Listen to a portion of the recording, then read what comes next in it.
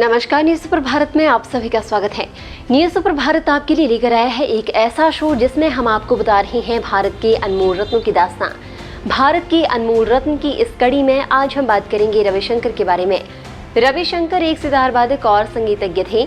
उन्होंने विश्व के कई महत्वपूर्ण संगीत उत्सवों में हिस्सा लिया। उनके युवा वर्ष यूरोप और भारत में अपने भाई उदय शंकर के नृत्य समूह के साथ दौरा करते हुए बीते। रविशंकर ने भारतीय शास्त्रीय संगीत की शिक्षा उस्ताद अलाउद्दीन खान से प्राप्त की।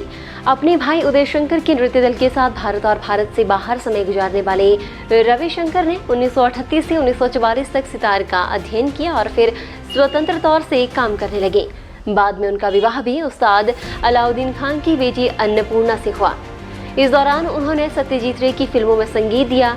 1949 से 1956 तक उन्होंने ऑल इंडिया के रेडियो में बतौर संगीत निर्देशक काम किया। 1960 के बाद उन्होंने यूरोप के दौरे शुरू किए और यहूदी मेन्युहिन और विल्ट्स ग्रुप के जॉर्ज हैरिसन जैसे लोगों के साथ काम करके अपनी खास पहचान बनाई।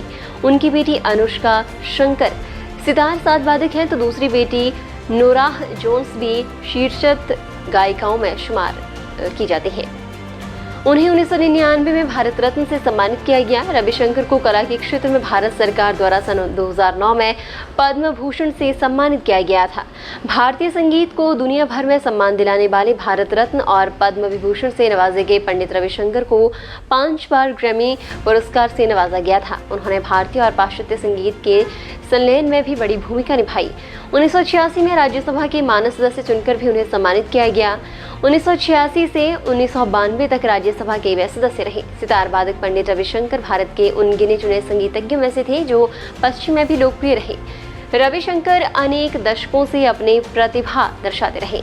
1982 के दिल्ली एशियाड के स्वागत गीत को उन्होंने कई स्वर प्रदान किए थे। उनको देश विदेश में कई बार सम्मानित किया जा चुका है। पंडित रविशंकर का 92 वर्ष की उम्र में निधन हो गया। अमेरिका में सैन डिएगो के एक अस्पताल में उन्होंने अंतिम सांस ली थी।